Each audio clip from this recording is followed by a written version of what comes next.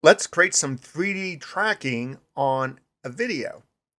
It's very important to take the video and drag it to the new composition icon. This way, this composition has the same width and height and same frame rate, and that's important for tracking.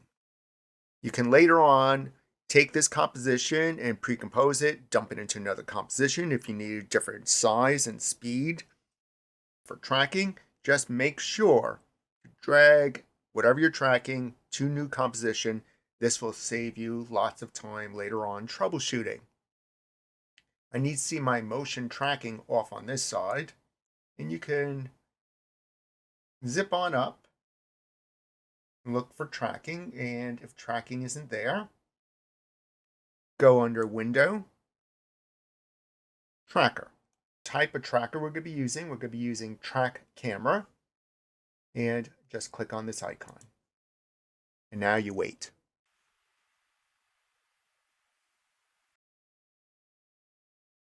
When it's done tracking, you'll get all these points.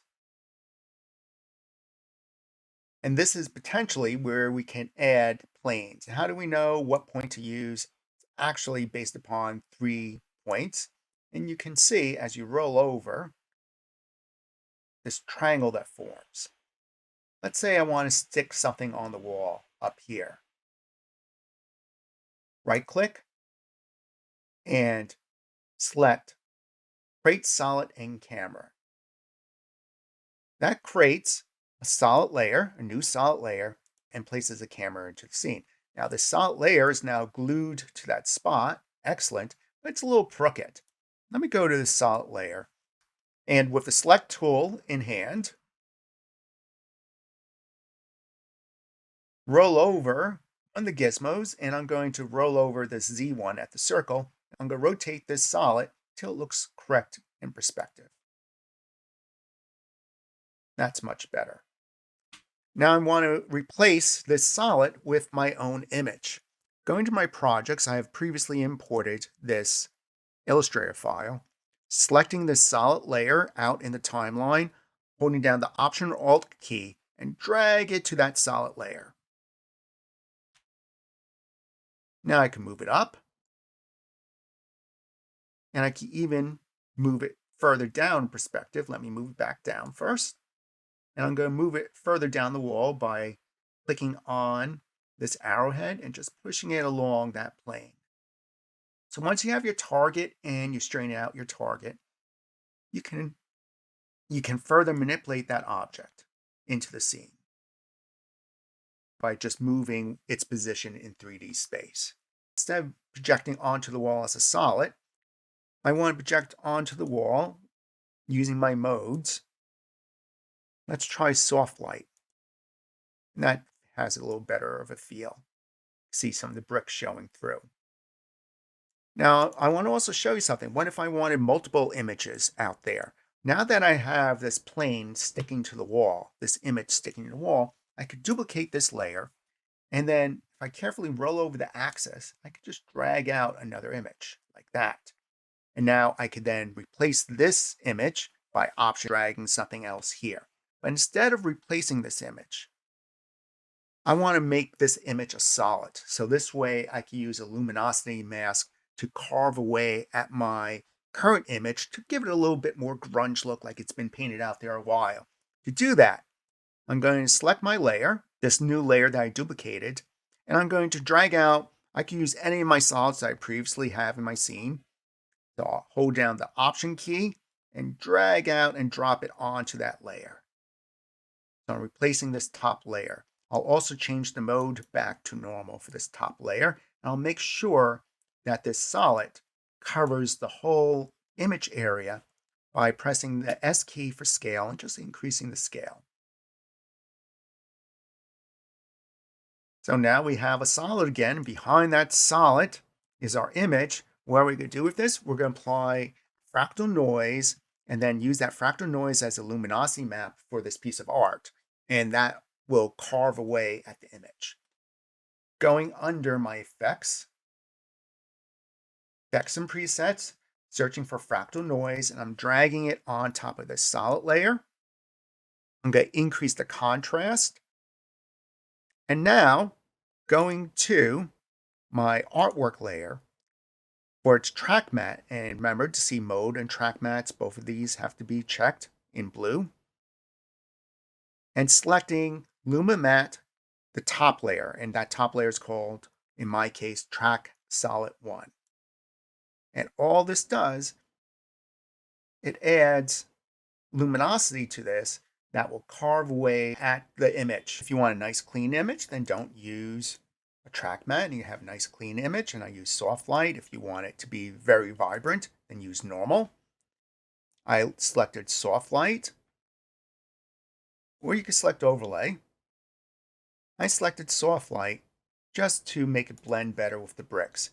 If I use normal and then use a track matte, luminosity matte, this is what we're going to get. I'm going back to soft light, and I can increase, let me turn on this layer, I can increase the size of the fractal by selecting this solid layer and going under fractal, going to transform and adjusting the scale.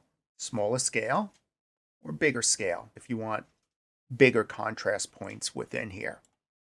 Now I'm going to turn off the visibility of this layer to see the result. And at a bigger scale, it looks a little bit more believable, more natural as decay. Now that we have this in, let's experiment with just putting a piece of text over here with a shadow catcher. To see the tracking points again, select the movie clip you tracked, going under Effects Controls, clicking on the 3D camera tracker to expose the points. I want to select some points along the alley floor. Nothing like here. I'm going to right click. I'm going to create a shadow catcher and light. Camera's already in the scene. That's no longer an option. Watch what happens when I create the catcher and light. Our image disappears. Why?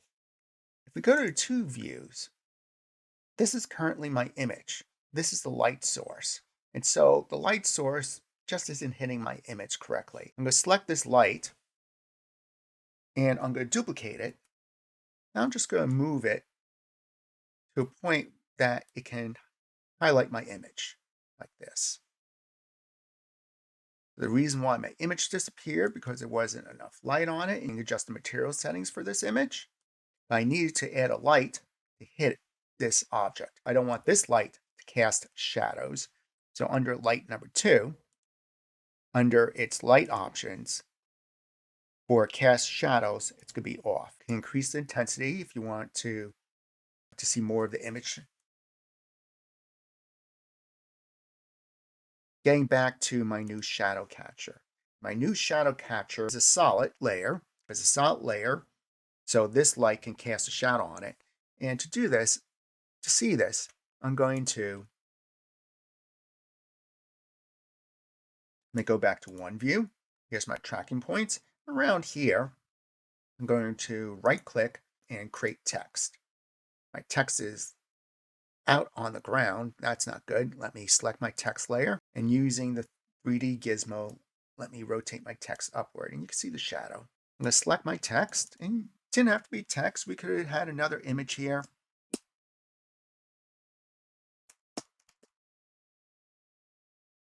Whatever you want to write. I'm highlighting all my text, and I'm going to decrease its size. Maybe it's a little obstacle to jump over to get to the donuts. You can lift up this text. Where the shadow's cutting off, this means the shadow catcher isn't big enough. Pressing the scale for it, I could just make it bigger.